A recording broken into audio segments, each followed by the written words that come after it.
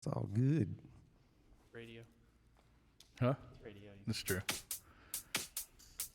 All right, it should be up.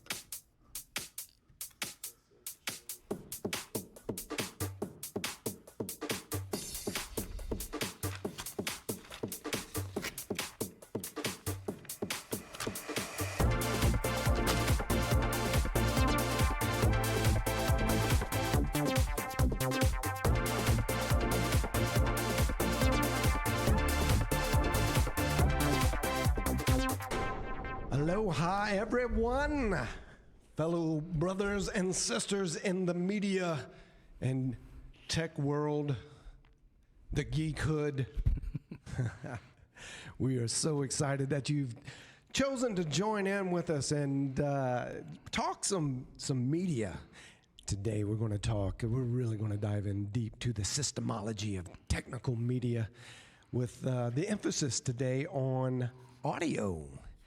And we have an exciting guest live in studio. But first, I'm John Cookman, and that is James Lex. Thank you, John. And this week, we are broadcasting live from Southwestern Assemblies of God University at the Roberts Broadcast Studio. And this week's episode is brought to you by the Digital Media Arts program at SAGU. Now, we're all looking to learn more about media, but what's the easiest and quickest way to do it?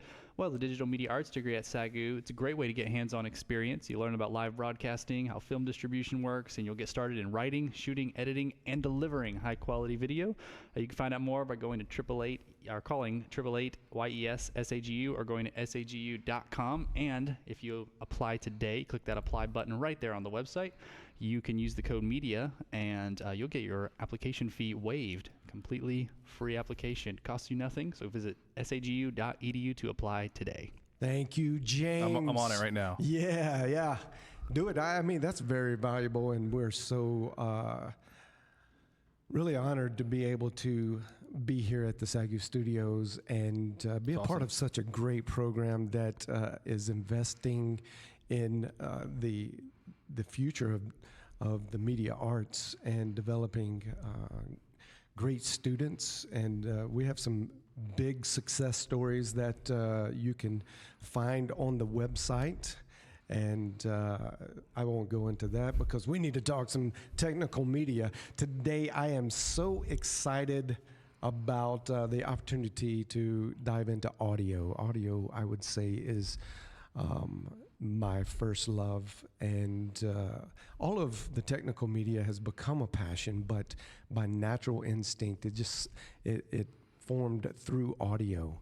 And this is going to be a very, very fun show to do just because of the content, but even more fun, triple the fun, all the way from the Incredible Hulk ride from Universal Studios in Orlando, Florida. Kyle Stefanowicz. That's an intro.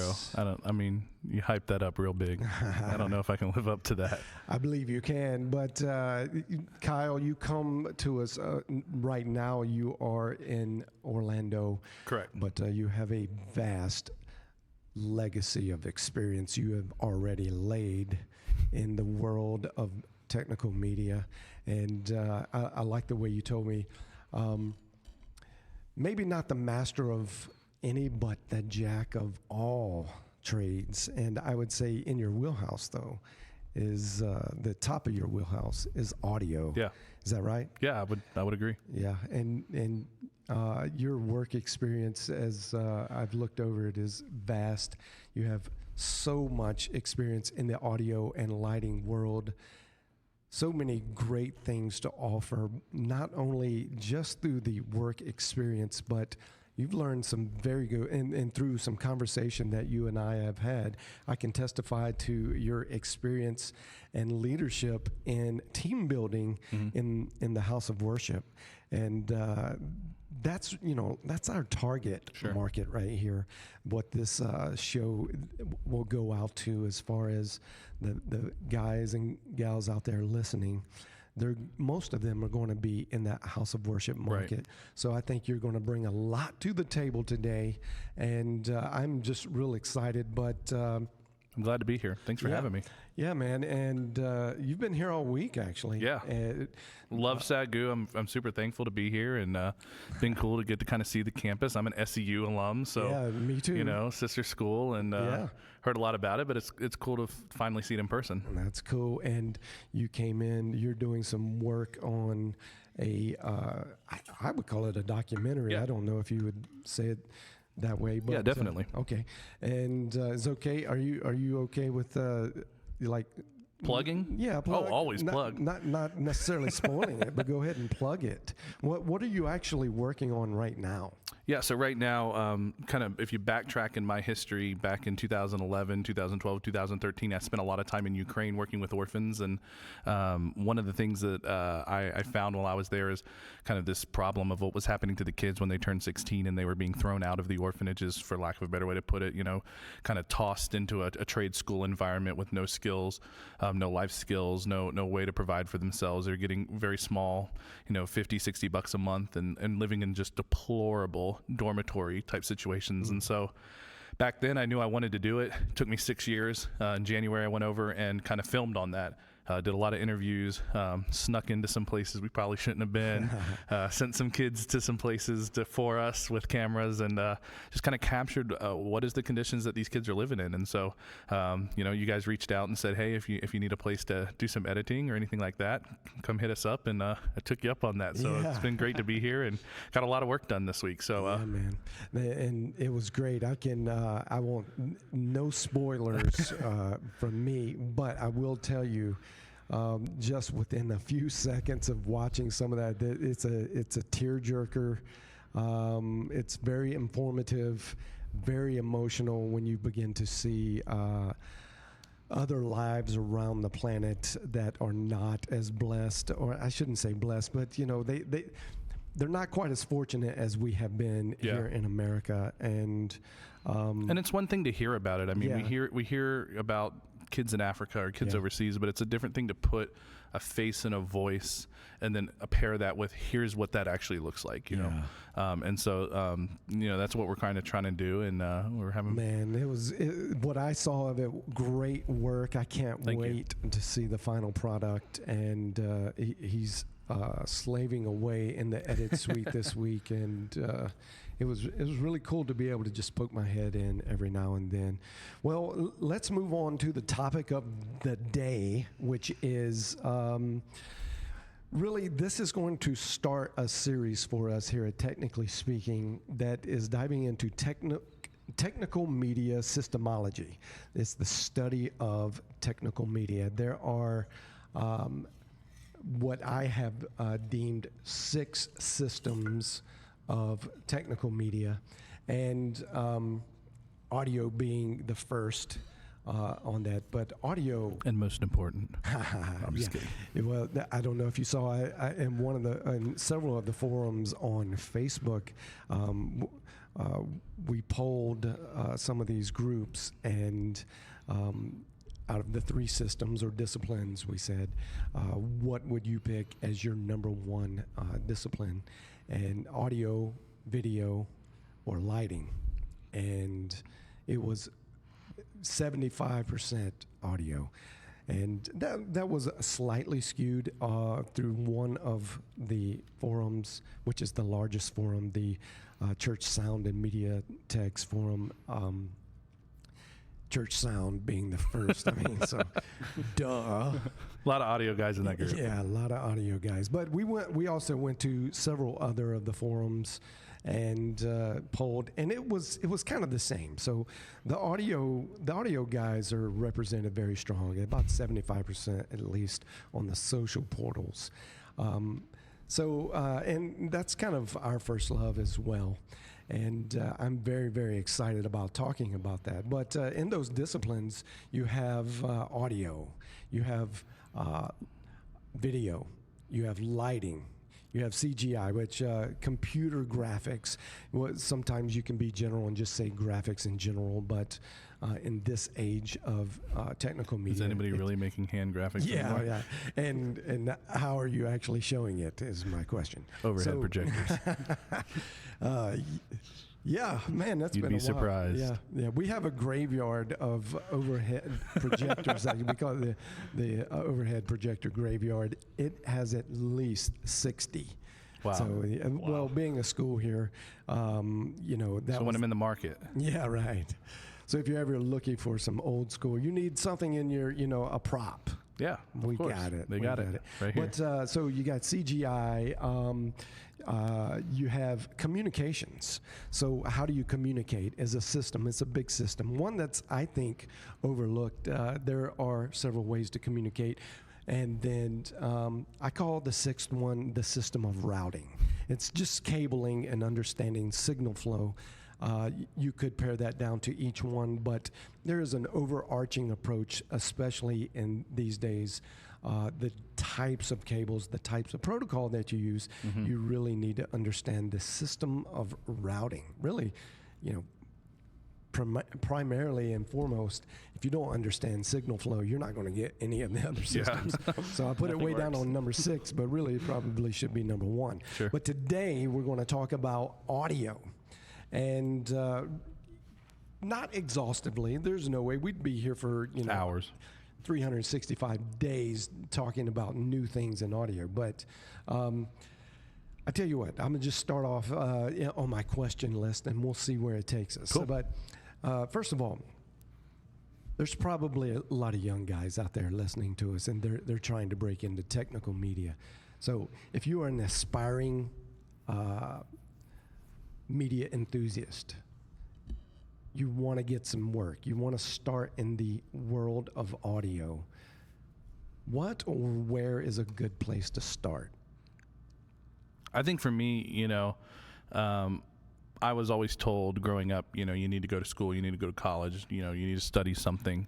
And that hasn't been the case for me. I've never had any formal training really in what I do, whether that be video, audio, lighting, any of that stuff. I don't have formal training. And so I think that formal training is great. If you have the opportunity to get it, I think it's great. I think go for it. But for me, when I was coming up, that was expensive. That meant really the only option was really Full Sail University in Florida was about it. And so it wasn't really an option for me. And so I had to hustle. I had to find ways to learn and to get involved in organizations or, you know, theaters or different places like that in order for me to learn what I wanted to learn and to put myself where I wanted to put myself. I wasn't able to just sit back and let that education come to me. Right. Well, tell us, give us a first step, like a very practical, how do you get connected? Who do you talk to? I don't know anyone. Sure. I'm going to play this role. Sure. I don't know anyone. I'm who's credible? 16 years old, 15 years old, and I see at concerts these guys running these big mammoth machines with faders and buttons, and they light up all kind of colors, and I'm very attracted to that.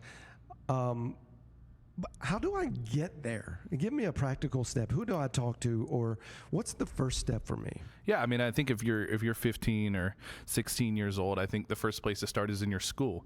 You've got a theater department. You've got events happening on campus. Somebody is doing some form of media.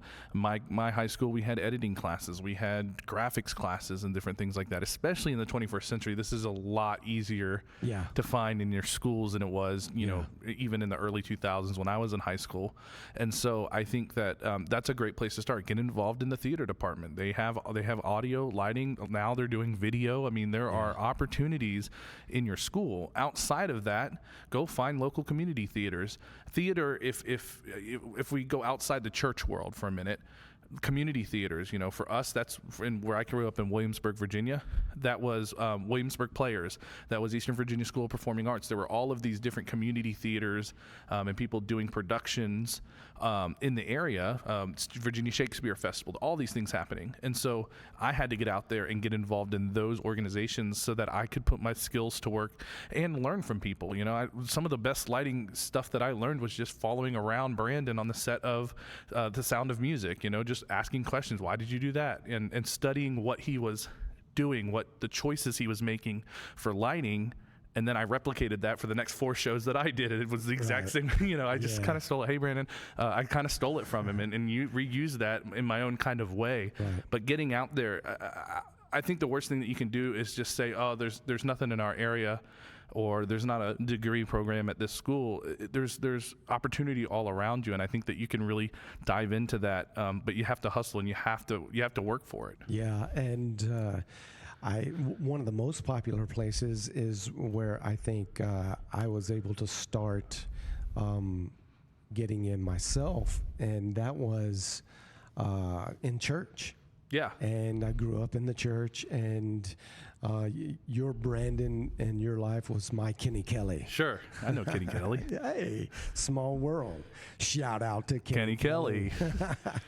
And he was a little bit older, a little bit of a brother figure, Sure. But I saw him at a very young age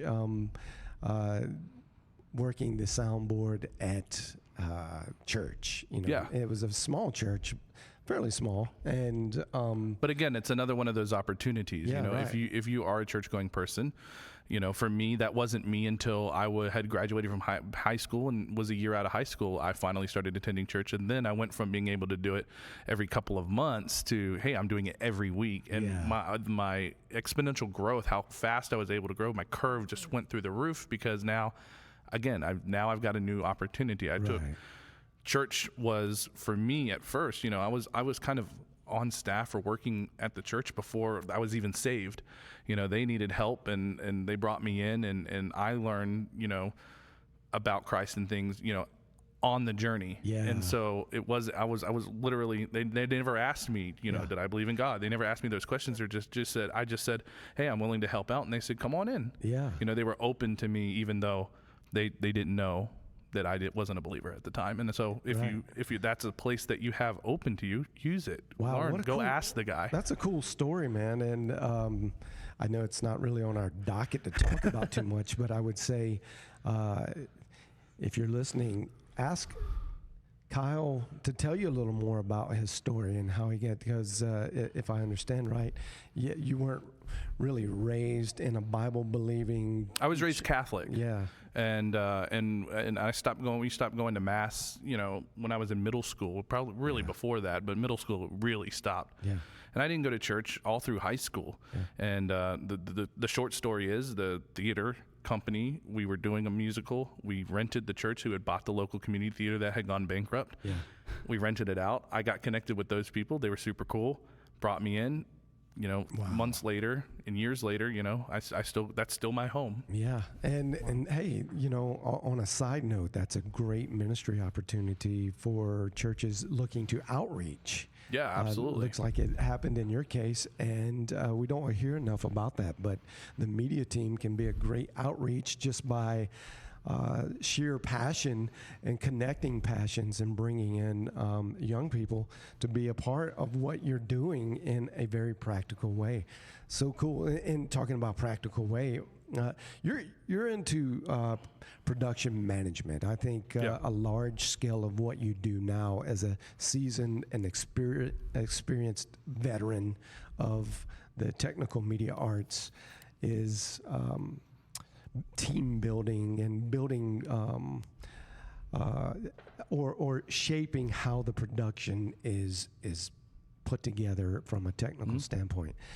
Let's talk about rules, laws. Here's a very practical thing we can get out there is, what are your top 3 rules or law, or maybe it's even pet peeves, something that we can grab on to that is very practical for us to practice from day to day or week to week? What are those 3 basic fundamental rules that should be applied in product team making and making your production better? Talking like general or more focused on audio? Well, I think we can start general. I think because audio is the primary for every production. That guy ends up being the production manager a lot of the time. Exactly. I think the team building usually is centered around the front of house. Yeah, totally. I would say the first thing that I tell guys when we're going through leadership stuff is be committed to the team you're in, not just the team that you lead. Right. And so practically that looks like getting outside of the production team sometimes. I think it's really important. You have to focus on your production team. That's your job, right? But just as important is the whole picture of what you're doing. And so, when I was leading in the church world, one of my most important things was to step outside of the production team, because one, if I went and spent one service a month as a door greeter, it helped me get a better picture of what's happening in the church as a whole. I got to meet people. We got to recruit people that way. And, people are like, hey, don't I see you doing sound? What, you were holding the door? Oh, yeah, I'm just holding the door. But you get that conversation. They're like, oh, I'm interested in that. Yeah. And then you're recruiting people right out of That's awesome. Right out of that. And so kind of stepping outside and being committed, not only just to the production team, but also being committed to helping other teams in the church. You'll reap that benefit back. The church is going to reap it as a whole, because you're showing and you are bought into more than just the production team vision. You're bought into the whole church, but then there's opportunities within that. The second one, I would say, I think that good leaders pay attention and poor leaders seek attention. Wow. I think that attention seekers stick out like a sore thumb. If you're an attention seeker, people are going to notice that. And so I think it's really important to pay attention to the room, pay attention to what's happening. I know that these are kind of broad, but I think that when you develop yourself as a leader and you do some of these things, it's a trickle-down effect. If you're focusing on yourself on a broad level, it's going to trickle down to how you build your teams, how you treat your teams, how your teams view you, and how they follow you. They're going to follow what you do, not what you say. And so if you're paying attention to them, paying attention to the teams, paying attention to the pulse of the room or of the team or of the church, I think that those things kind of trickle down and help you as a leader kind of lead your team and people to follow you. Yeah, that's good. That's real good. I mean, you're saying some good stuff, and I'm like, I so bad want to kind of start making tangent conversation, but for time's sake, you got another one? Sure. I know you do, because I know I do, and I'm trying. I'm looking at the list, and I'm like, all right, you want me to pick a couple of them? And if we have time, we'll circle back and maybe tackle some more. I'm kind of looking for people that I'm looking kind of at some of my notes of things just so that I can kind of pull things together. But one thing that I wrote down, somebody said it one time, and it's really stuck with me, is it's not about what you achieve, it's more about what you set in motion. We're only in a place, especially now, 21st century, you're always moving. Your job might be relocated, or you might move, transition, whatever.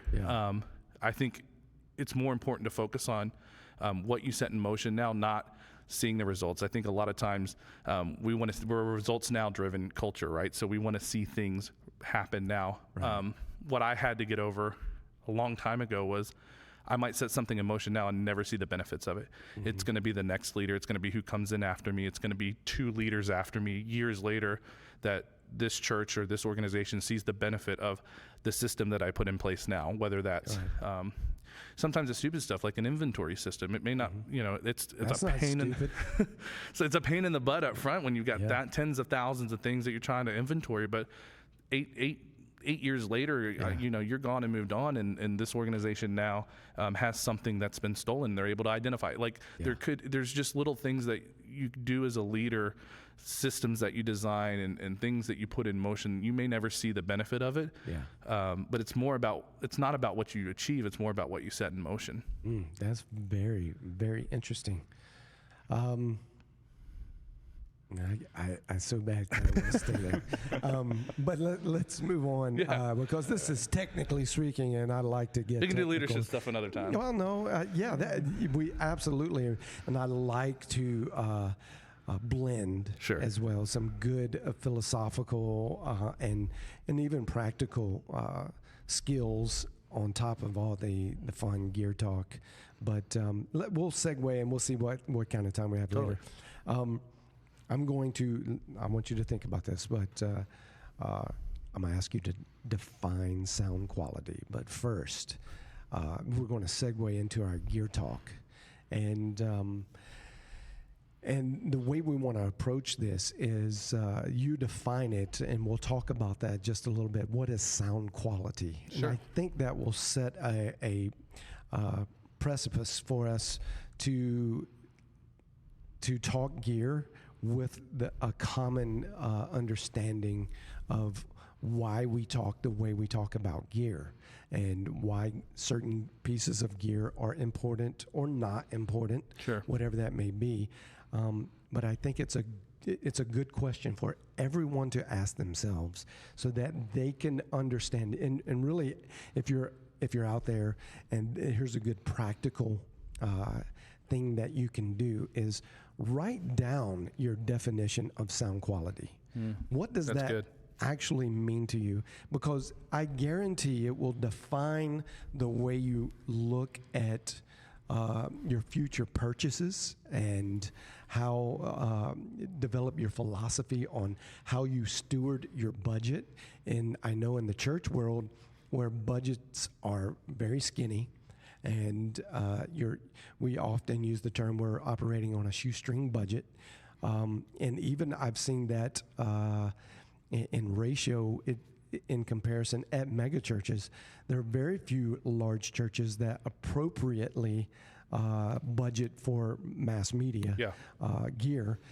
So most everyone is under the constraints of a skinny budget, and this will shape your idea. The better you know how you define sound quality will develop the future of the way you interact with your gear, and more importantly, the way you purchase your gear. So, Kyle, I've given you time now to think about it. Define sound quality. You gave me all the time, and I'm still not ready. You even prepped me on this question. I mean, it's tough. It's such a tough question to answer. I think that it's going to be. I think the thing to remember is going to be different for different people. It's going to be different in different environments. What I consider 100%. Sound quality in a touring environment is going to be different than a mega church might be. It's going to be different than a 200-member church. It's going to be different to a 50-member church. Each one of those are going to have their own definition of what quality is, and it's a lot of that's going to be based on your leadership too. You know, what does your pastor think, or your music director, or your band, the band that you're touring with? It's going to be different. They're going to consider quality different. And here's what I say about that. You're absolutely right. But if you don't have an understanding, so as a leader, as someone that pastors and leaders of everything else in the church are looking to you to help them, because their minds, and you're the technical guy. So you need to be able to consult and guide. If you don't have a definition on what it is for that church, I agree, it's different. It's absolutely different. And I think that's something you work with that leadership to define, and you push it. So for me, you know, I like to use whatever I have to create the best sonic experience possible. Right. So whatever I can do the best with what I have. I think what a lot of times I've had the tendency to do is blame I don't have the right piece of gear, or, you know, I can't have a quality mix because I have an X32, or, you know, if you have the tools, a good audio engineer can use the tools that you have in front of you to create the best sonic experience possible. Right. And so that quality is going to be really based, I think, a lot in you more than the gear. Wow, that's good. That's good. I like that. And there's a lot of talking points there, because so many people are very quick to really get anxiety over not having the right gear. Yeah. And there are a few instances where I could say I totally get that, where the lack of is determining your product, but very few cases I have found that is the rule. It's not the rule. It's never the rule. So it's more the exception, and it does happen. But I love that the sound quality definition really starts with you. Starts right in between your ears first, and then develops to your ear, and how have you defined yourself in that experience or that industry? So, and I agree. It's a team effort too, because if you're a pastor, and I'm gonna be real on the nose with this, totally opposite of what your experience is, or when you were at Southeastern, but most of the case, the audio guy is running it too hot, right? And the pastor is just like, oh man, are you kidding me? Can you not just turn it down? All these people are going deaf. And whatever the reality is not necessarily that big of a deal in that situation, because what the pastor, the senior pastor, thinks is the reality. Yeah. And you've got to be able to develop that understanding. What is his concept of sound quality, and then you guys talk about it. So it's not just as easy as just spouting off a definition of sound quality. It's a big philosophical understanding that takes some teamwork. Yeah, and something you said there got me thinking about knowing the right time to have that conversation too. I think what I've seen a lot of times is guys, pastor says it needs to turn down, and they want to have the conversation right then in the middle of service. I think it's building that relationship with your senior pastor where you can sit down during the week and have that conversation about quality. What do we want our quality to be like? Where do we want our levels to be like?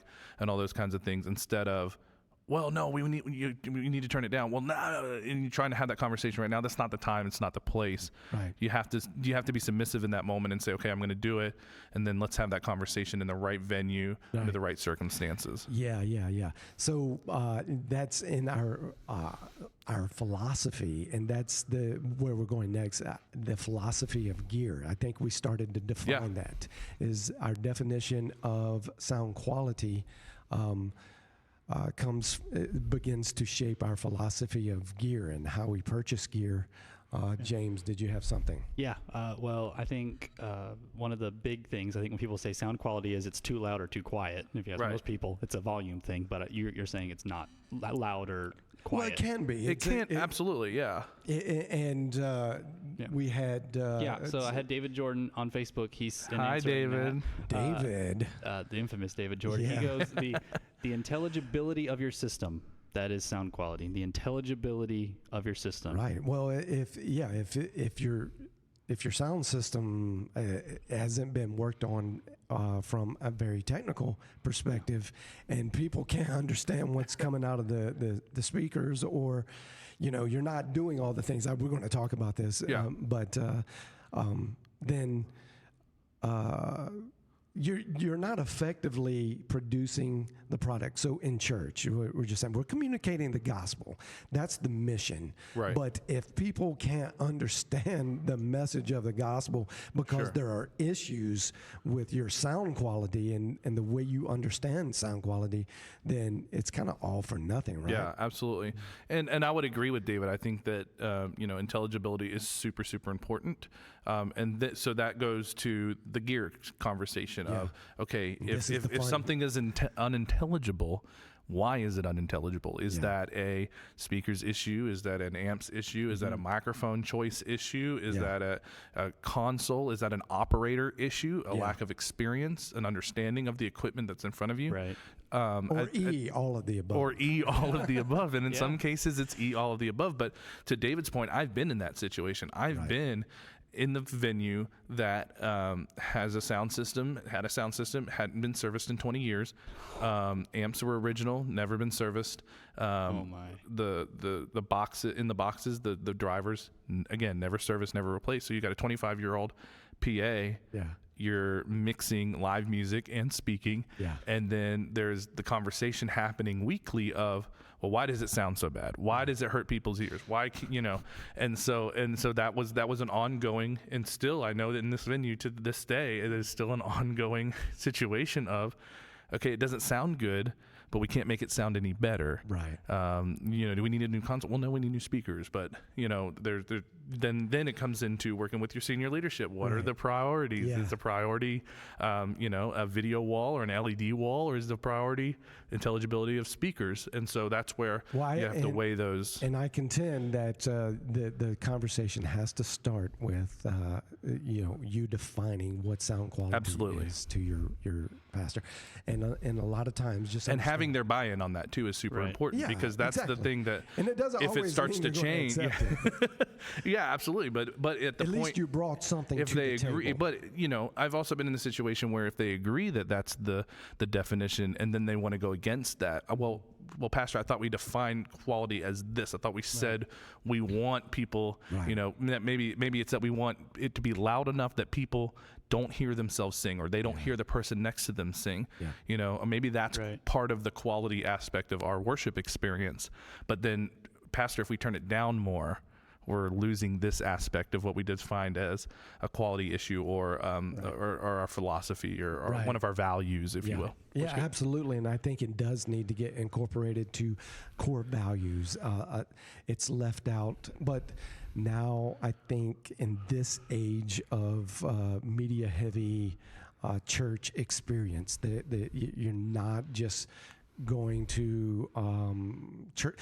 Let me just put it this way. Churches that are growing, and because we work here, this is a faith-based institution. Right. We get a lot of statistics and data. We a part of the liberal arts university here, there is a college specifically for church and Bible ministries. Mm-hmm. So we get a lot of data that we look at to see how is media affecting the church and the church service more specifically. So we see that churches that are growing are the churches that are adding to their core values better understanding and better strategy for technical media execution. So let's get into the really fun stuff, the really geeky stuff about gear. We've defined what everybody tuned into this for. That's right. Yeah, man. That goes. Yeah. Let's face it. That's our pleasure. The philosophy of sound quality, the philosophy of gear, are kind of hand in glove there. Analog or digital? Just real quick, I'm gonna fire off some things. Analog digital. Yeah. I say the same thing, and I'm an analog guy. I come from the era, but now I think sonic quality is there. It's caught up, and there's so many things that we can do in the digital world that we couldn't do with analog consoles, that the feature richness of digital consoles outweigh the sonic greatness of analog. Well, and I think there's some really good digital consoles these days that sound analog. Now, then they're never going to sound perfect, but they can replicate it. But the other thing that I'll say too, the different analog to digital, digital consoles are easier to use these days. I can remember, when the M7 or the Allen Heath, some of those digital consoles are just a bear to work through. The user interfaces are not user friendly, but now you've got things like the new Allen Heath D Live. You've got the Midas consoles. Even the Digicos are becoming, they're now easier to use, and Avid's coming out with some stuff, and so you've got digital consoles that sound really good, and are more user friendly than some of the original digital stuff. So yeah, digital for me. And online, we've gotten, as soon as you guys asked that, I got like 4 or 5 comments immediately. Unanimous. That's a fun one, yeah. Unanimously digital across the board on that one. Yeah, I think so. And I'm there too now. The old guy has learned something new, and I can't get away from the features, the ability for compression on every channel. And when you think in an analog way, outboard gear. I gotta have the amount of outboard gear you would need to match a digital console is we'd need this whole studio. It's I mean, true. it's insane. It's true. So it's so much fun now.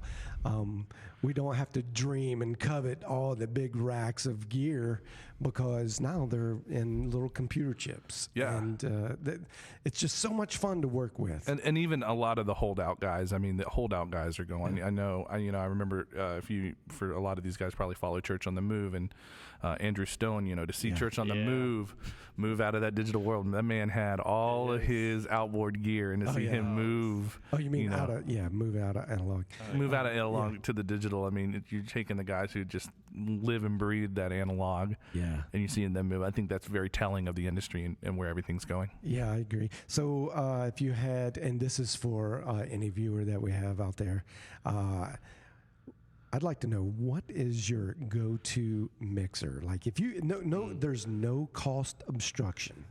Like, let's throw out any cost. What would be your go-to? For me, it's a Midas Pro X every time. A Midas Pro X. Tell me about what drives you there.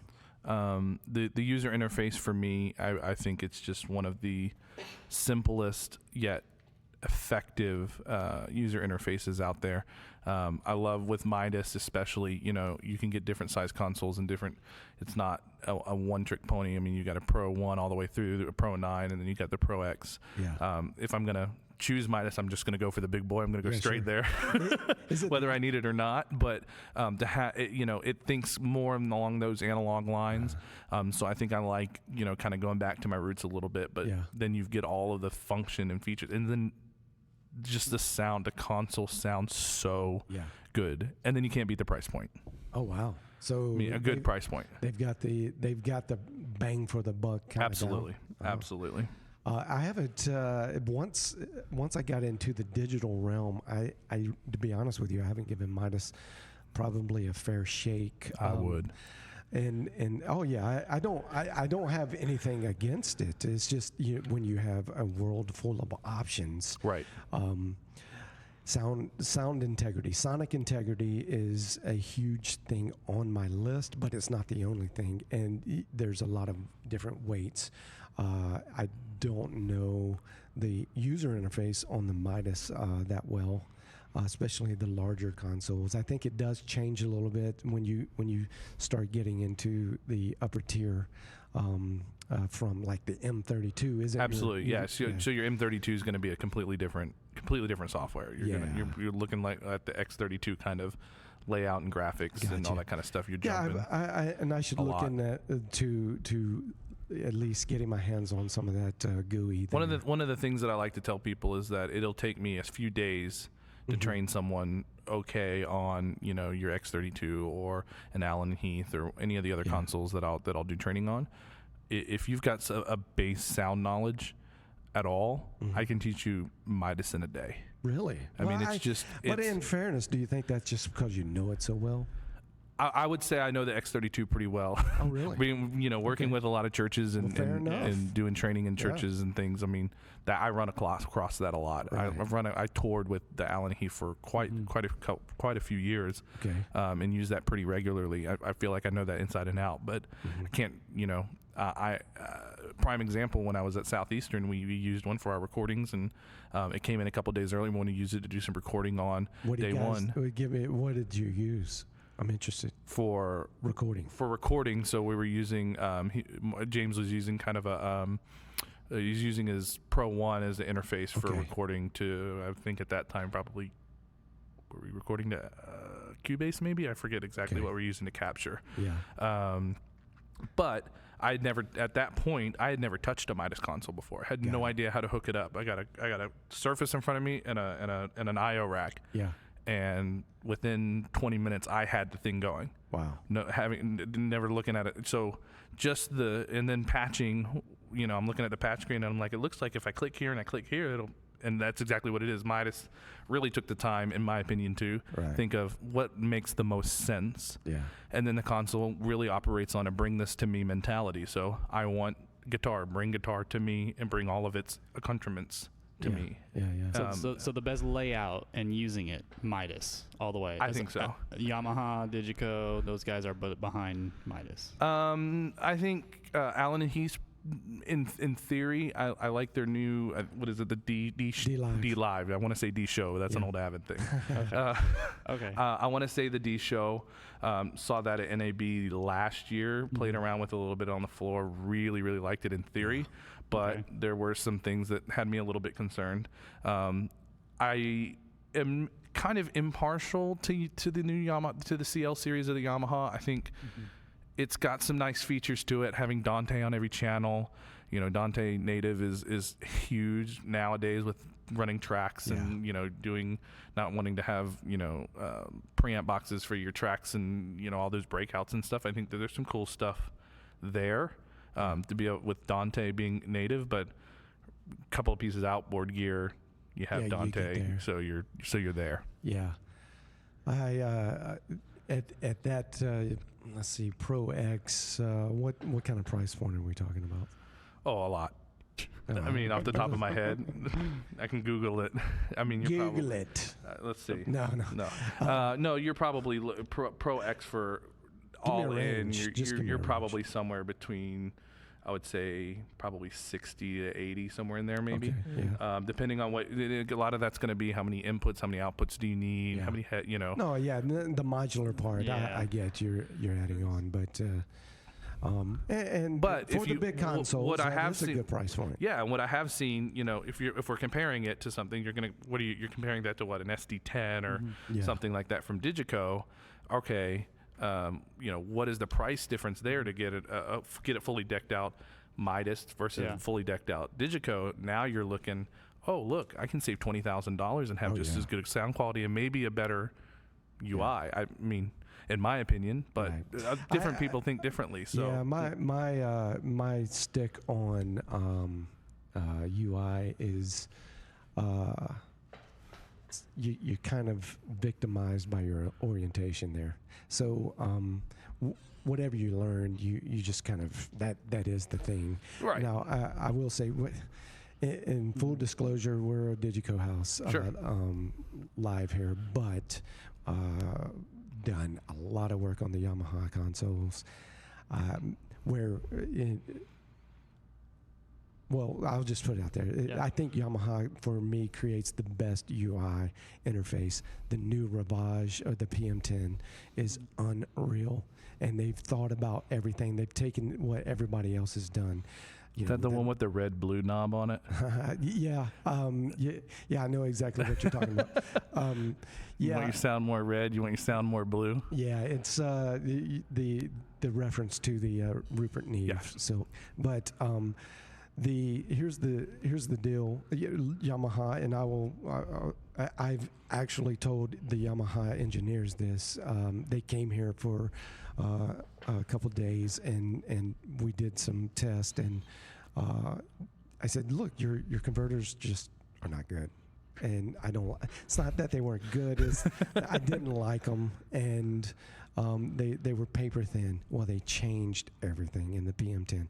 I don't want to really get off on that, but I love the work experience because that's kind of where I grew it up on it and in front of house as a digital experience, and that's why I say we're kind of victims of our orientation. Doesn't mean that is the best. It doesn't mean that it's when someone says it's bad. I find that we gravitate differently because of the way we work on computers. Things fit your eye a little differently, and that's how you end up with a guy. Oh, he's a Yamaha guy. Oh, he's a Midas guy. Exactly. You know, right? Yeah. And I'll say this too. If I'm not using a Midas, I'm going to gravitate to the Yamaha. Okay. Because the first console I ever mixed on was an M7. Yeah. I was on an M7 before I started using analog stuff. So, you know, if you ask me what console could I walk up to and I know inside out, upside down, backwards, everything, you know what to do. That's an M7 for me. I mean, used it in so many different places. It was an industry standard for, the early 2000s when it came out. It was everywhere on every tour. Yeah, the 1 and 5D were every concert, everything. And they were just taking care of the sum with other boxes. But I love the PM5D. Yeah, I think it's a great console interface. Now staying here quickly, Josh Blair on Facebook agrees with you that Midas. He said he was able to figure out in a few days, and without using an instruction manual. Word up, Josh Blair. Josiah Peterson says, "How about the Behringer X32?" I knew it was coming. You would. Wait for it. Oh, I knew it was coming. So we'll get there. If let's go. All right, we're going there. The train is on the tracks. Yeah, this is a very, very practical conversation now. Let's get into, because we do talk about shoestring budgets and this is a touchy conversation, and I think, and I don't, and I love it.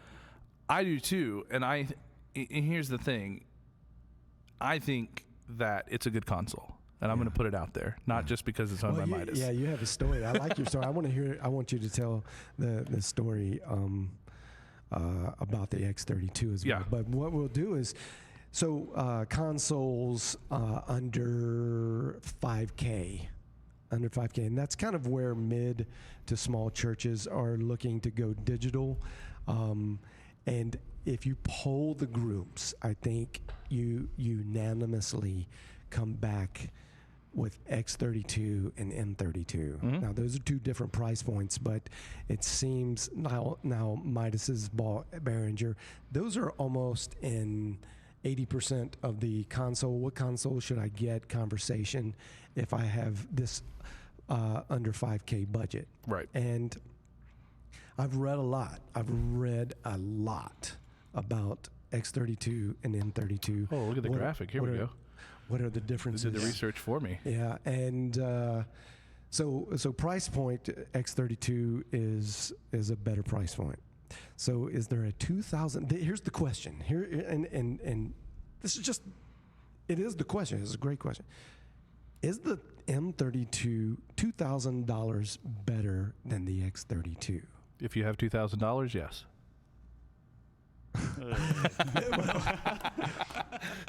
Let's say you have 5, and are you putting all the question is it right? So if I'm hearing you correctly, is the $2,000? Do I do the $2,000 and get the M32, or do I save the $2,000 and get an M32 and 5 microphones, or 2 microphones, or whatever? Exactly. Other gear. The other gear we'll put more money in other gear. And what I would say would point back to what I've heard in a practical sense, you know. So, buddy of mine was on tour with a well-known Christian artist. I work at Universal Orlando as an audio engineer, and so when I got off work, I went to go hang out with him and the band, and while they were playing Rock the Universe, the big Christian concerts that we do at Universal once a year. And so I'm hanging out with him. He goes, "Oh, I gotta go load some stuff into our plugins rack," and so. I go up to the front of house with him, and we get up into the front of house area, and there's an Avid SC48 there. There's a Digico there, and then on the end there was an X32. And I made a comment. I was like, "Oh, who's the chump? Which little chump brought the X32?" Yeah. He goes, "Mine." Wow. And so you've got literally, you've got an X32 sitting in front of house next to the Digico, next to the SC48. Yeah. I'll tell you this, it was the best sounding show I have ever been to. Wow. On an X32. Hands down on an X32. Yeah. There hasn't been, it's when you talk about sound quality, right? When you talk about quality of the sonic imprint, if you will, of the show, there hasn't been much that I've been to that could compete. Wow. Now he's using some outboard stuff. He's using some wave plugins and things like that on some vocals and things. But the core of that show was an X32, and it was cost effective for them.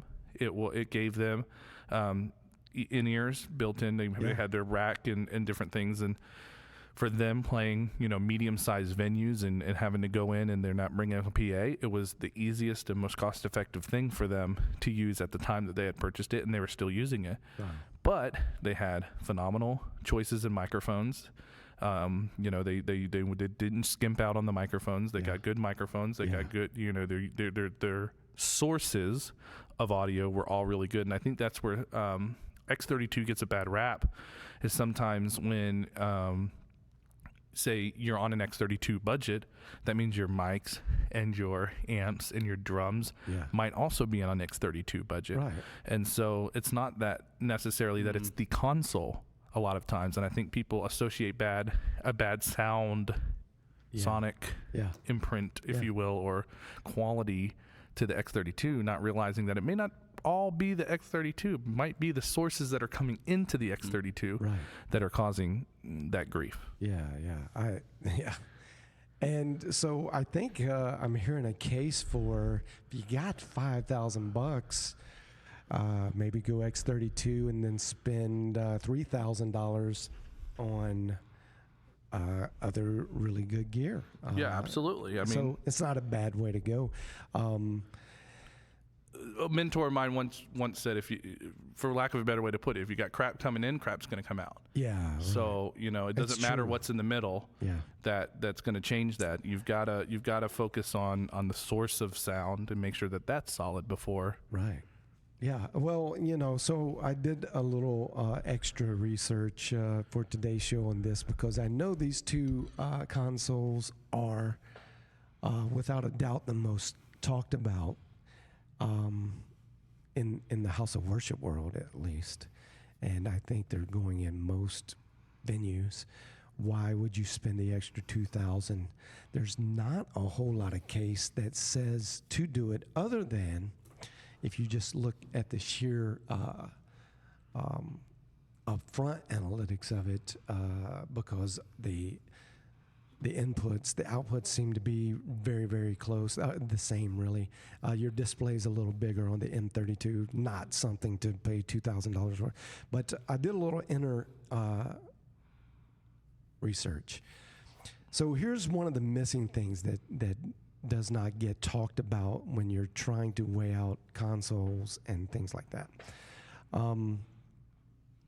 What's going on inside the converters? Not enough talk about converters, and one reason there's not enough talk about it is because, and I'm calling out manufacturers now. It's not just one, two, or three. It's all of them. You cannot find. It is nearly impossible to find out the actual converters that are being used in these consoles. I have a conspiracy theory as to why. Because they're all the same. It is. There are two converter manufacturers. Basically, there's a lot more than that, but two that the audio world uses, and that's Sirius and a Japanese name that I can't really pronounce. And come on, give it a try. We call it. You got my name right. AK. Yeah, this one's just Ashihi Kahani or something, and. Those are, between those two, they pretty much take up 95% of the digital console world. And the way those, and there's several models of each one of those chips, but here's my conspiracy theory. They're very cheap.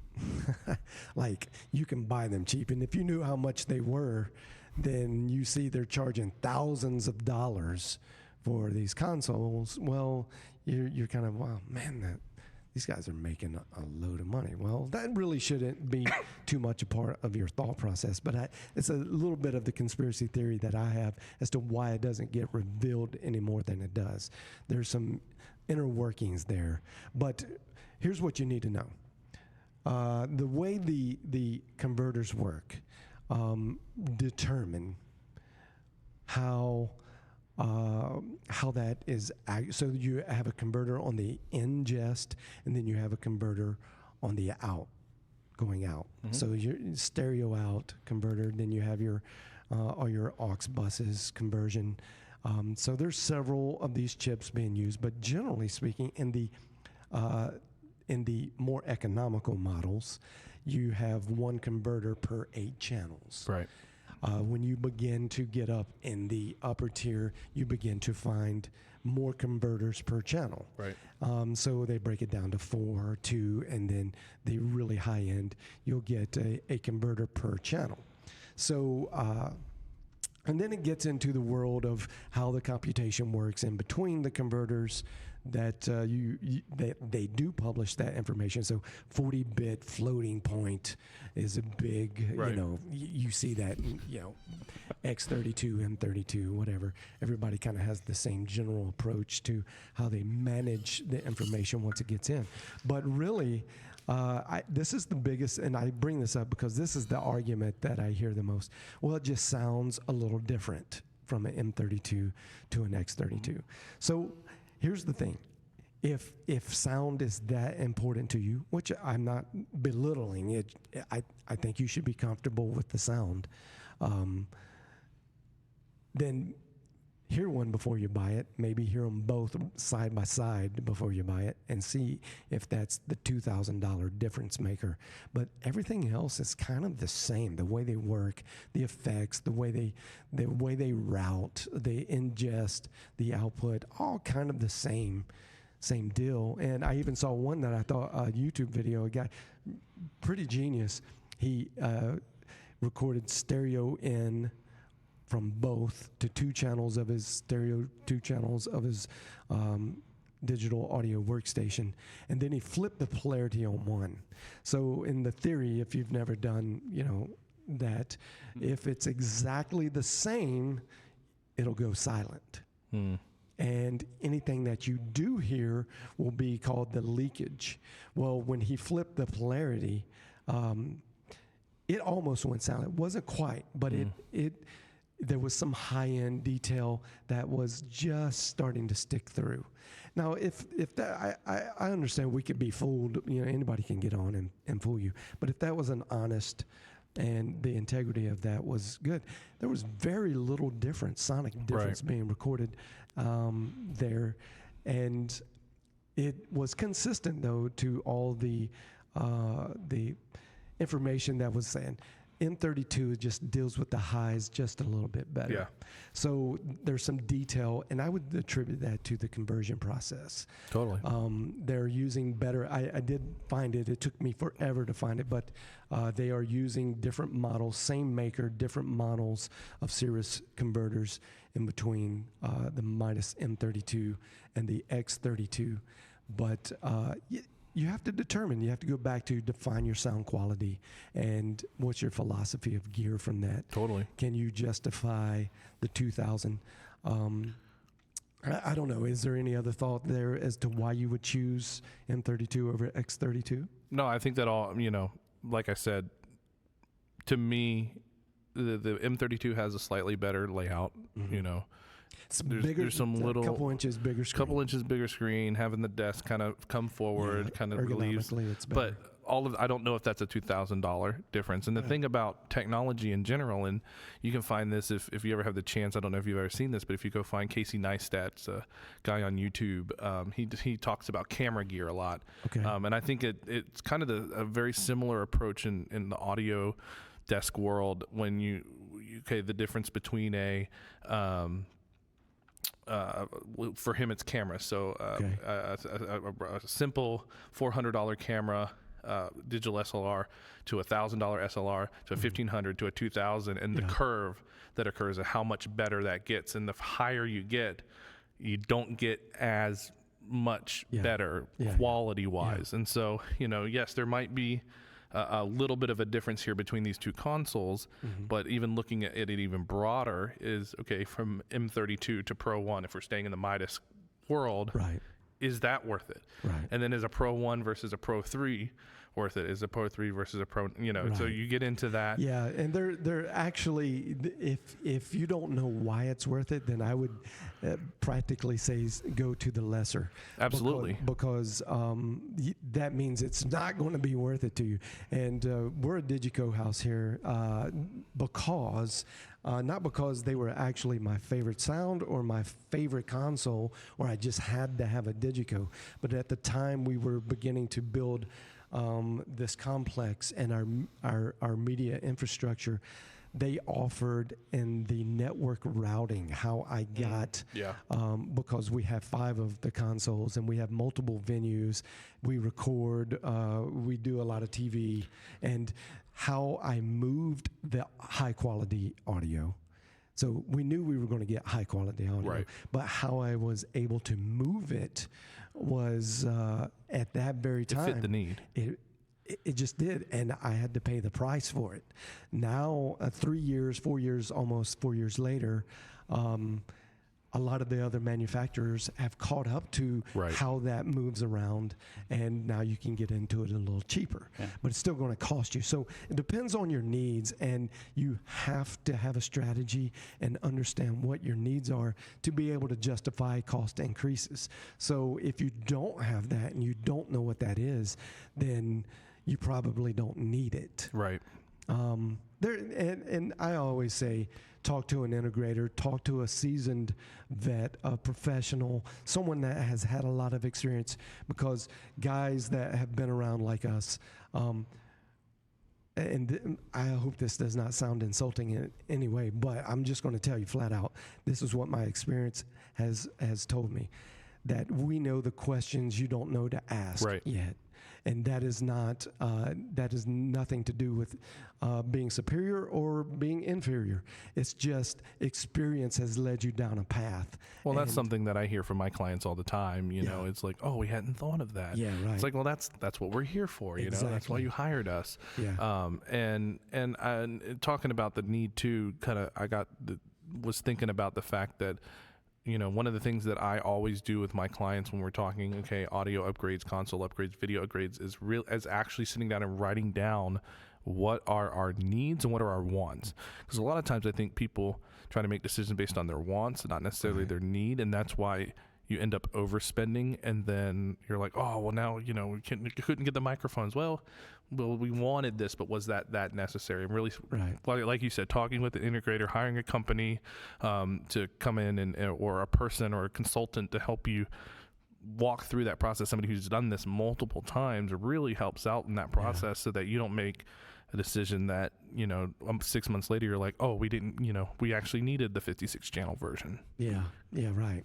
Exactly. Oh, we forgot about our Christmas cantata. Yeah. Oh, right. Where we're bringing in, you know, so those are the questions, though, that consultants and people who have been doing this for a while are going to think, you know, to help you walk through and to challenge you on. Yeah, that's fantastic. That's great advice. And we're kind of running out of time, but let's talk a couple other pieces. I don't know if the X32 and 32 is worth as much time as we put on it, but maybe it's helpful to somebody. As I've done the research, and I'm starting to step out of my ignorance about those two consoles. And by the way, I have used them both, never side by side, but in a couple weeks we plan on doing a side by side test, just so we can have a better knowledge base of how they work and sound. But give me a speaker box. What's your go-to speaker? If no cost, what would you use to listen through? Live sound. Anything Meyer. Anything Meyer. Wow. You're a Meyer guy. I'm a Meyer guy. Meyer fan. But that's great. But that again, that's if you can afford it. Because if you're a Meyer guy, you're paying for it. That's true. I love Meyer. They're you don't see it as often in the church world. So if we're talking reality, I'm really kind of partial to EV right now. I think their boxes sound really, really good. Their X2 array is it's phenomenal. When I was on staff in Missouri, we flew it for a demo, and I was shocked. You would never have guessed that was an Electro Voice system sitting in front of me. Sounds is great, and even their point source stuff. You know, we just helped launch a church down in Florida, doing their multi-site campus, and we put in some point source load in, load out type situations, and the quality that they're able to get out of that stuff with an X32 attached to it, mind you. Wow. Really, really, really good. Yeah. Yeah, you know, there's a lot of good brands out there, and Meyer's long time at the top. L Acoustic, you know, they're at the top. We use a lot of L Acoustics at Universal too. Yeah, for some of our higher end stuff. And well, they're also really great large throw. It's hard to make a great large throw, long throw, I should say, large venue box. And what Meyer, L-Acoustic, even JBL have done, they put a lot of science and technology into developing that. And there's a lot of other makers out there that I think are worth a listen. EAW used to be, they were champs for a little while. If your system was put in the 90s, it was likely an EAW. Yeah. Let's be honest. Yeah. One of my favorite cab makers, especially late 90s, early 2000s, was OAP. Little company based in Atlanta. They made very competitive boxes to the EAW with a better price point. They still make good speakers. It's about the technology, but you talk about point source. I would another speaker company who's not as well known here in the States, but is making a play. I've heard really good things. I'm looking forward to hearing some of their boxes in the next couple of weeks. Is KV2. Yeah, KV2 absolutely. rather. They are. Yeah, they're kind of they were here for a little bit and then they went away and now they're kind of coming back into this market, and so and RCF's kind of doing the same thing. RCF, I just Church at the Mall, Lakeland, Florida, put in an RCF recently, and people are sleeping on it. Well, and kind of rightfully so, because RCF got out of the game and just started making components. Right. And now they're back in the game, and they came in good. I don't know what the price point is, but I don't know either. But I've heard that rig, and I'll tell you what I'm really high on, and we have it in one of our fine arts rooms here, is QSC. We have the KLAs, and I use an analogy of. You got a good box if you don't feel like the sound's being thrown at you. Mm-hmm. If it sits on you. And that's just the best way I can do the imagery. At least it works for me. When you're in a room and it feels like it's just hitting you in the face, sound's not supposed to do that. And if it feels like it just sits on you, and it doesn't really matter how loud it is, there's a kind of a feeling like you're being enveloped in it, then it's done well, and the manufacturer's done a good job. Also, you can take the best Meyer system, and this is one thing they stress why you got to go to their training in school. If you put a Meyer system, a new Meyer system into your room, you have to go to Meyer training. Yep. So it's because they don't, and I love that model and philosophy. Don't get it wrong on install, because it's so easy to do. Absolutely. And if you can have the best cabinet, if you install it wrong, it's not gonna sound right. And L-Acoustic, they had that philosophy coming out of the box. You had to do their training, and matter of fact, I don't know if you remember the early years, L-Acoustic, they had to approve you to buy their. What a concept! You have to run an exclusive club. It came out that way, and everybody kind of their branding part of it may have gotten hurt a little bit by that exclusivity. But there's a respectable absolutely model there that says we need you to get it right, because we don't want people equating our equipment with bad sounding rooms. And Meyer takes the same approach. They really invest. So part of the expense is they fly you up, 3-day training. They may not be quite as stickler on that as they used to be, but you couldn't own a new system without that. On social media, Jeremy is supporting RCF, and James Anderson asks, ever heard Tectonic Audiolabs speakers? Tectonic, you know what? Is that those really thin, flat ones? I read something about those guys in a magazine just a couple weeks ago. I've never heard it. I am super ignorant about that. So, James, if this is the James Anderson I think it is, bring me a box, brah. I want to hear it. I really want to hear it, because I did read something about it that was very interesting. I don't know if it's the flat panel. I know what you know which ones I'm talking about. Yeah, I just don't remember who the manufacturer is. Could be, maybe James, reply to us if you're listening. Is that the flat panel box? or not.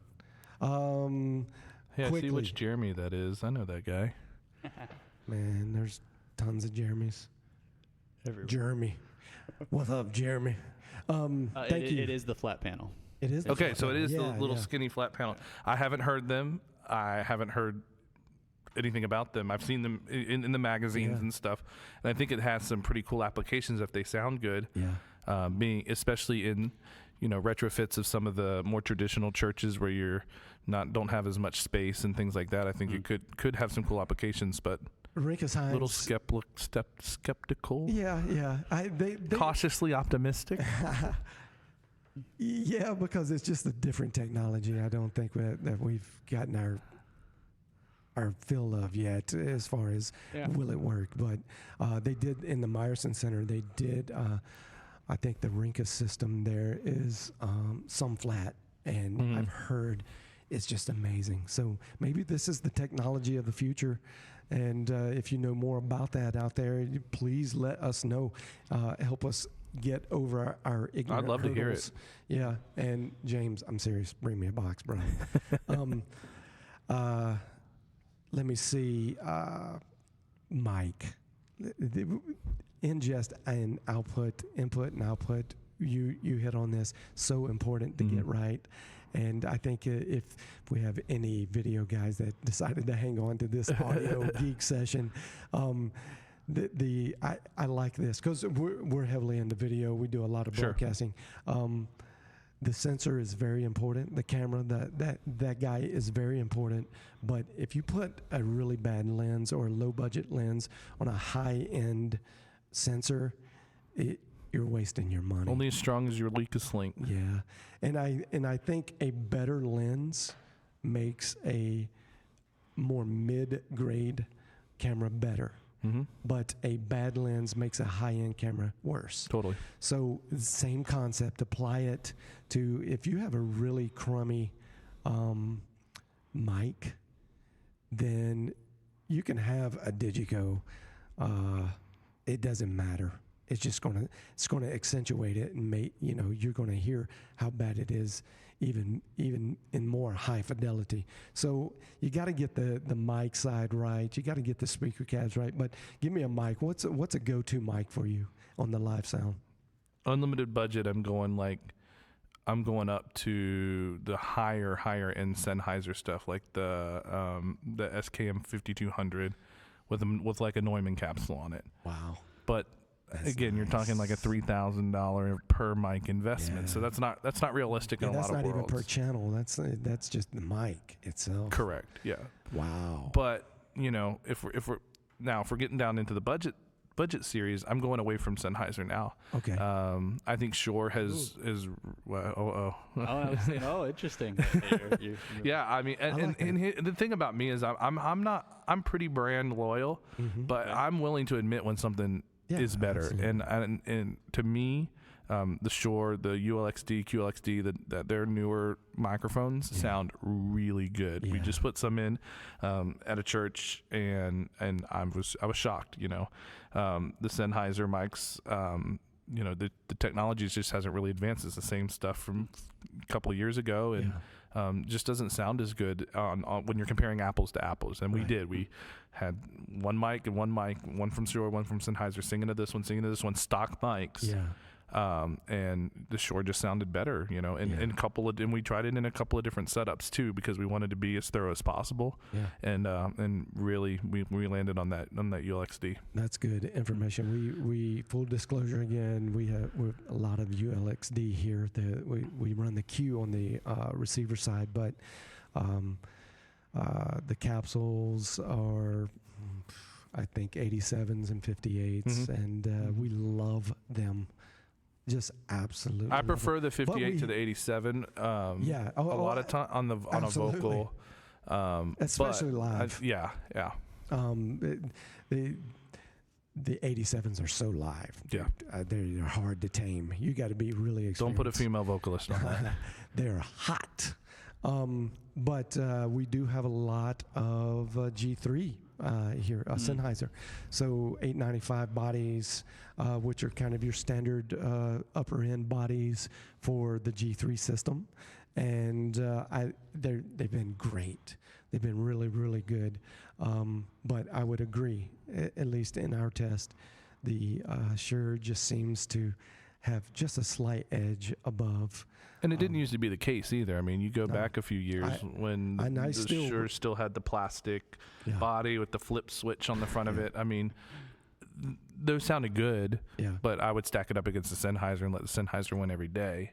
But now that's flip-flop. So I'll be interested to see if Shure kind of fires back with something new over the next year or two, especially with some of the frequencies going out and having to develop some new technology, you know, to open up more. I'm so excited about it. And we have a episode, actually the one Stefan was on, we did on wireless technology, and we talked a little bit about the mics. I'm very excited about Shure's digital Axient. Axient was the leader in anything broadcast related because of the wireless connection was so sure, pun intended. And that is just a great mic. So you put any capsule on it, and it's fantastic. So the price point has come way down. I'm very excited about the Axient stuff coming out. But for some budget friendly models, I would say in wireless, I kind of like the new offering from Audio-Technica. I wish they would have made the body just a little better because you have a lot of hand noise, but the actual capsule quality sounded good. And Sennheiser, it's good. So I'd take those guys all day to get a job done. That's for sure. If you're on a wire, it's just hard for me to get away from the 58. So, it's just so reliable. And I think I choose reliability most of the time, especially on BGV, things like that. It's just going to be good. It's just going to work every time, and the quality's just there. And you have that same concept, too, if you get away from vocals and you start talking amps. Okay, what are you going to put on an amp? Yeah. If I'm fine with the 57. Yeah. What are you going to put on a drum kit? Yeah.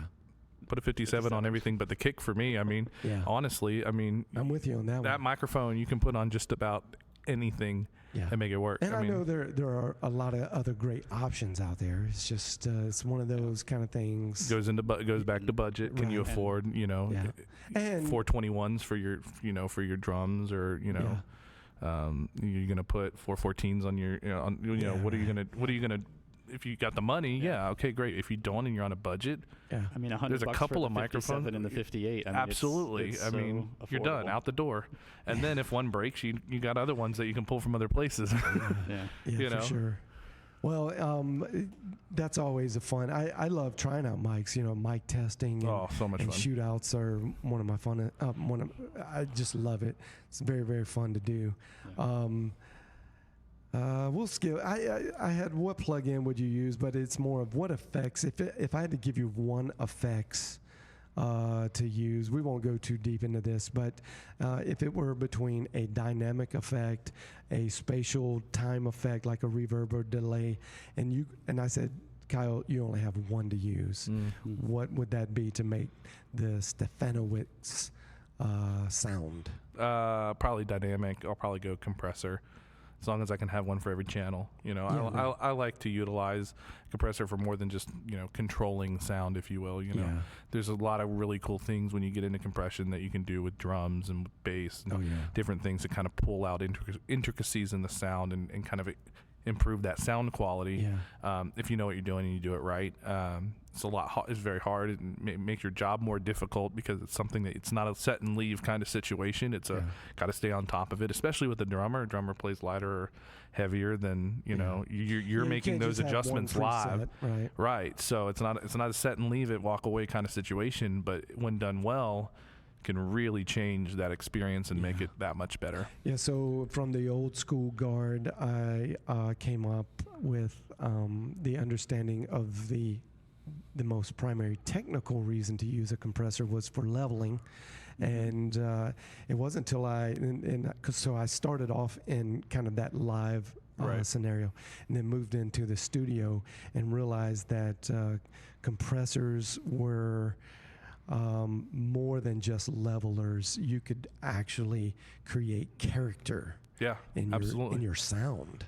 And and man, it really became fun to work with dynamic type, the dynamics effects units. And now in the digital world, you have access to so many. One thing you told me is on the Midas console, you had so many different options to choose from in your dynamic range, dynamic selections of compressors. So now you can really create your signature sound. Right, exactly, because you're going to have, like, so on a Midas console, you're going to have a vintage sounding compressor. You're going to have a bright sounding compressor. You're going to have one that's kind of they call a shimmer. You got 4 or 5 different compressors, 4 or 5 different gates. You got these different character to each one of those that changes the way that you're processing that sound and the way that the end user is actually hearing that. Yeah. Favorite DI? J48 radio. J48 radio. I do like that one. That's Phantom Power. J40, J48, whichever one. 48 takes Phantom Power. Yeah, that one makes so sense. It's active, and I even all the radio stuff's just solid. It works. I love even the D1, the Pro D1. I mean, there's so many things to talk about, but we gotta go. It's been great to talk technical with Kyle Stefanowicz. Thanks for having me. It's been a pleasure to be here. Dude, it's been a joy just getting to know you, especially in person. Yeah. You're the first guy to come in and sit at the desk. I'm honored. And, it's fun doing this Skype stuff with guys all around the country, but it's been really cool just having you to look you in the eye and have some good conversation. I hope you guys out there have enjoyed this. Please don't hesitate to tweet at us. I think Kyle Steph one. Kyle Steph one, yep, on Kyle Twitter. Steph one on Twitter. Pretty active. Yeah. Reach out. I love to connect with people. Talk tech, stuff like that. Send me a DM. Let's talk through it and Absolutely. Make it happen. This is our passion, and I'm sure it's your passion too if you're watching this. And there's nothing better to get is that iron sharpens irons concept. To just gear talk and talk philosophy about how we run things. That's one thing I'm addicted to the social media groups that have been developed, like Church Sound and Media Techs, Gurus, Sound Guru, Church Media Gurus. There's so many I'm a part of, and I read more than I get active, but I try to get more and more. I'm kind of I don't know why. I don't get too active, but I love it. I love reading what other guys are going through, hearing their scenarios, their questions. It makes me think, and it really helps me dive in and get answers and educate myself, and hopefully translates to the show here, technically speaking, so we can be a resource of information for the many that are passionate about media technology. Yeah. And man, I didn't even get into the science and the arts discussion of the technical media systems, but there's so many things to talk about. I love audio. We're going to do a show pretty soon on video and graphics and lighting. Man, I know you have a significant background in lighting, so maybe we will Skype you in. Yeah. I'd like to do a panel, like have three or four Skype-ins, and just like Leo Laporte on This Week in Technology. He has like the 4 screens around him and people Skyping in. So maybe we'll be ambitious and try something like that. But Kyle, thanks so much. Thank you for having me. It's been great. Your knowledge and gifts in this industry are amazing, and we're all benefiting from that. Yeah. Thank you for being open and having a servant spirit about what you do. And Kyle's a missionary. He's a preacher. He's a teacher. He's more than just a gearhead, although he is a fabulous gearhead. So get in, pick his brain. I'm sure you can get a lot of leader. Like I say, Kyle, what's your wheelhouse? And right now, this season of life for him is he's really getting into developmental production development from a leadership and strategic point of view, which I think so many houses of worship are lacking, and they just need to have that conversation. So reach out to Kyle anytime. He will talk to you. And man, we're gonna. James, you got anything to add? No, we've just had we had a record viewing this week. Sweet. And, Hey. That's awesome. Love the A discussion. new time slot. Yeah, I think so, man. I think the earlier time slide, we kind of did this because of we're actually going to run to a production, a broadcast that we have to do tonight. But maybe we find that it's the way it should go. Thanks, everyone. We appreciate you, and stay connected. And by the way, I cannot believe I forgot. I don't know if you have the graphic, but a couple weeks, CSMT is doing a conference. You spoke at that conference last year. I did, yep. Yeah, Keynote man. speaker last year. Wow. Guys, get connected. If you're in Florida or you need to get connected to a group of like-minded, passionate technologists, media technologists, that's a great way to do it. It's not quite like the big events, NAB or Infocom. Thanks. Which is also in Florida this year. Yeah, that's right. Looking forward to that in a couple weeks. Yeah, those are great to go get your hands, but really to develop and talk it out, meet people. Go be a part of CSMTV. It's one of those very inexpensive times and moments in your life that you can go and share and meet other guys that are probably most likely in the same shoes that you are in. And I find that to be highly, highly beneficial. And if you can't make it there, just reach out to guys that are in your community. Remember, this is all ministry as well. And it's a unique brand of ministry, and I think we need to support one another with everything we have. And I'll say this too on the CSMT front. Yeah. And I'm just trying to find and glance through. I know, the guys who are teaching some of those things, the Tom Stanzianzos and the Stefan Svards, those guys, they know what they're talking about. Yeah, you can learn a lot from these guys, and they can do some really good stuff. I think Doug Gold is going to be there again this year. There's just some really good. These are the guys that know what they're doing. These aren't inexperienced guys just coming out there. Yeah. These are some of the best in the industry coming out to they teach. Know what you're going through. Yeah, and they've been there. The guys like Tom and Doug and these guys, they understand it, and they're going to help you. So reach out to David Jordan on the CSMT Facebook site. Yeah, I believe. Yeah. Message him at. Find him. Right. There's some stuff. We'll also put it on our website and at Digital Media Labs Facebook to remind everyone, and we'll try to link you up if you want to go. It's very inexpensive. I think $25-$35. Something like that. Go and be a part. All right, guys, that's going to be the end of this. We're going to wrap it up. We're not This Week in Technology, but we're technically speaking, and it's been a lot of fun sharing this time with you. Yeah. Have a good evening, and God bless you.